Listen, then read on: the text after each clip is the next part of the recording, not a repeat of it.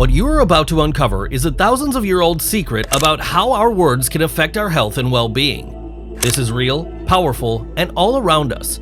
So sit tight and let's dive in.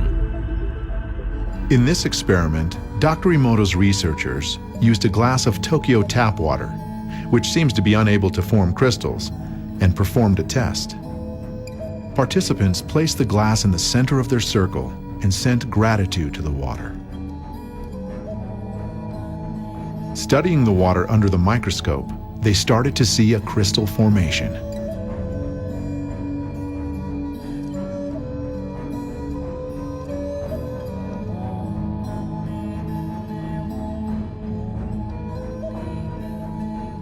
Increased magnification showed the symmetry of the crystal, revealing how the tap water was transformed by the gratitude sent by the group. The crystal continued to grow, expressing the energies received. The tap water from Tokyo finally produced a beautiful crystal.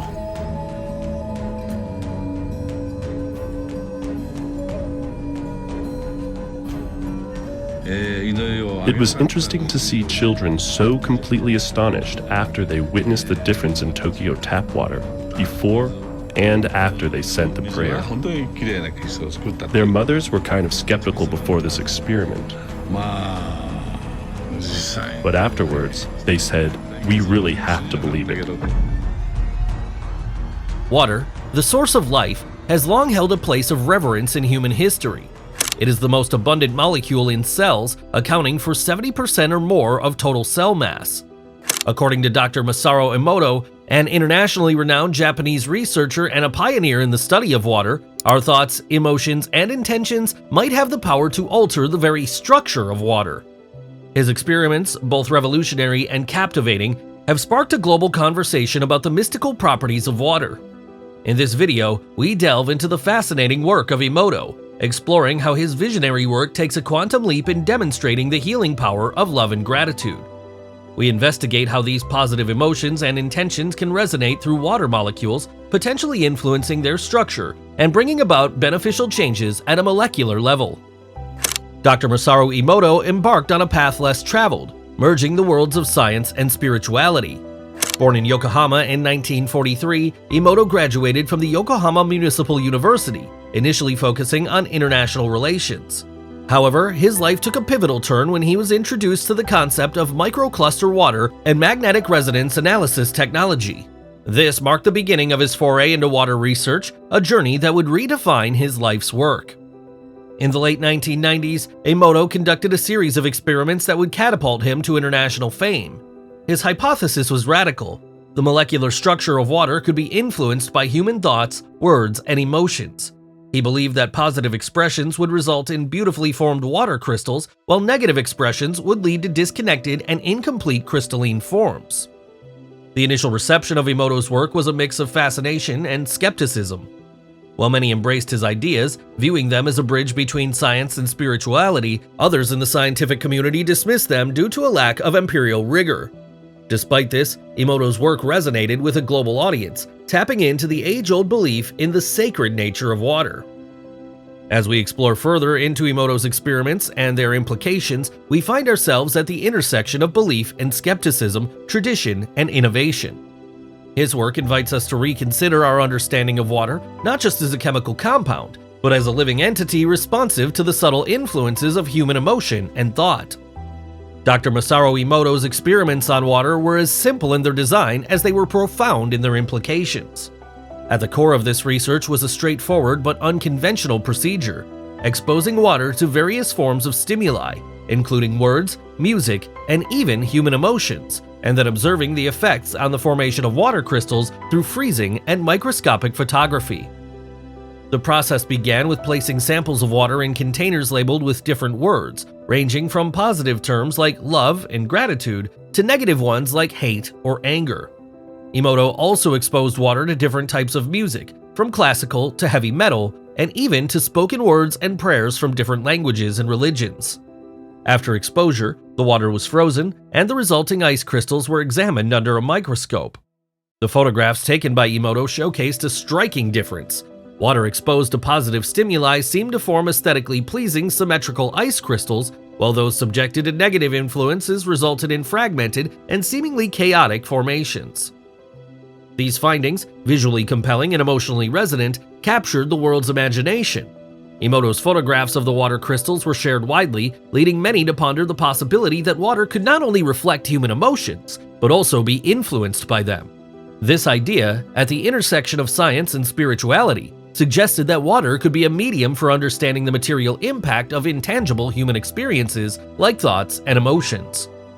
The implications of Emoto's work extend far beyond the laboratory. Specifically, if water could indeed be influenced by emotions and thoughts, it would challenge fundamental principles of chemistry and physics. It suggests a level of responsiveness in water molecules that transcends known physical interactions, hinting at a more dynamic and interconnected universe than previously thought. Spiritually and metaphysically, Emoto's findings resonated deeply with ancient and contemporary beliefs about the sacredness of water. Many spiritual traditions have long held that water is a carrier of energy and consciousness, capable of being programmed by intention. Emoto's experiments seem to provide a modern confirmation of these ancient wisdoms, bridging the gap between the seen and the unseen, the scientific and the spiritual. However, Emoto's work, existing at the intersection of empirical science and spiritual belief, also opened up a dialogue about the nature of scientific inquiry. It challenged the conventional boundaries of what could be measured and observed, proposing that the impact of human consciousness on the physical world could be more profound and direct than previously acknowledged. In exploring the scientific and spiritual implications of Emoto's experiments, we find ourselves confronted with the profound question: could our thoughts, words, and emotions hold the power to shape the very reality we inhabit?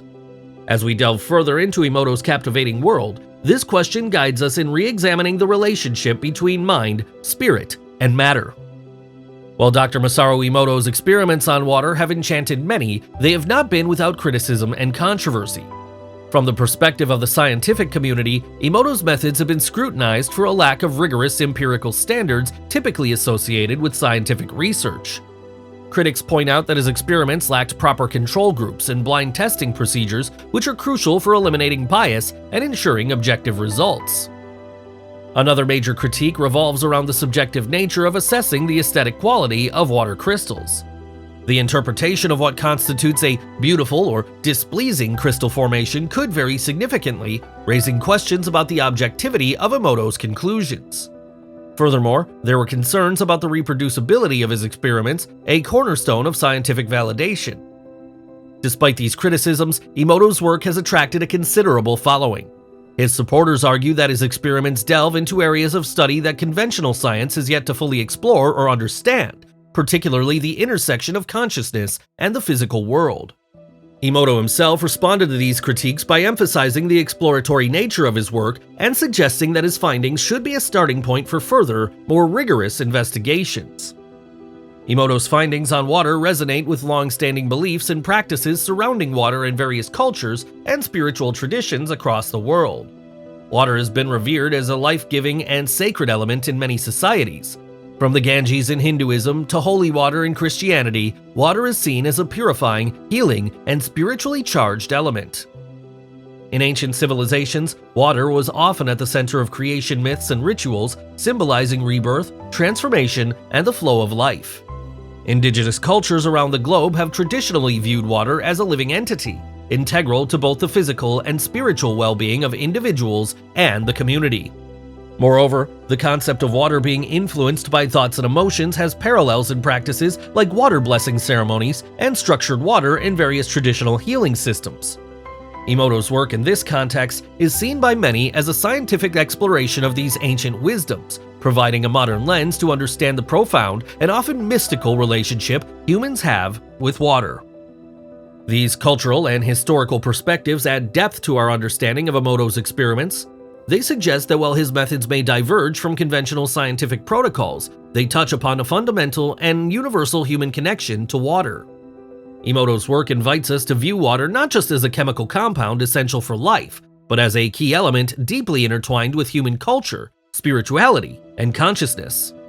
The intrigue and fascination surrounding Dr. Masaru Emoto's research on water extend beyond theoretical discussions, inspiring practical applications and lifestyle changes for many individuals.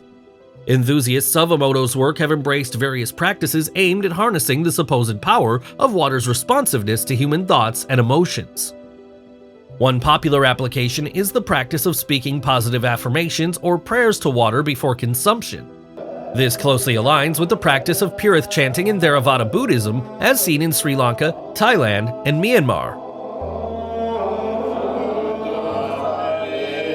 In these traditions, sacred verses are recited with the belief that they can spiritually enhance the water, infusing it with protective and healing energies. The parallels with Emoto's idea that positive words can change the structure of water are striking.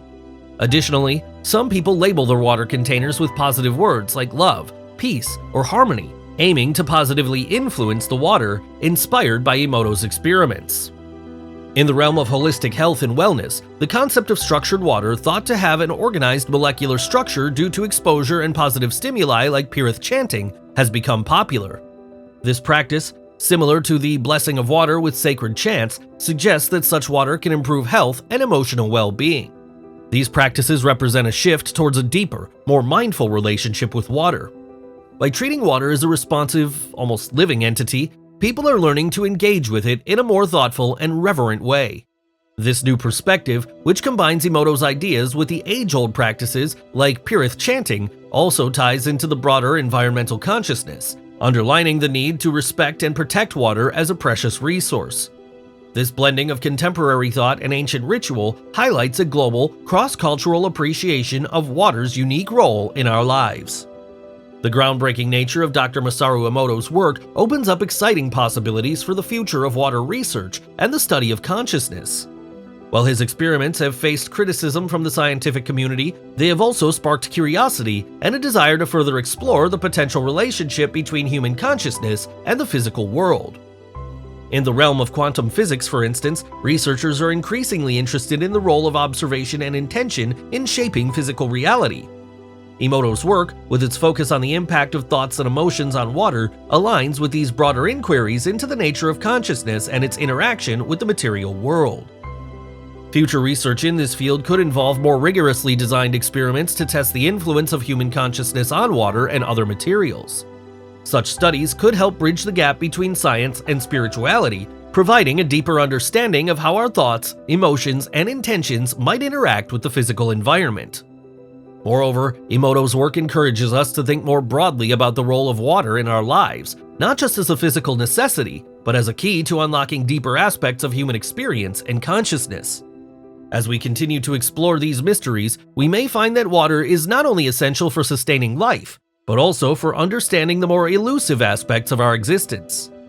In conclusion, Dr. Masaru Emoto's research has opened a door to new realms of thought and inquiry, challenging us to view water, and perhaps the world around us, in a profoundly different light.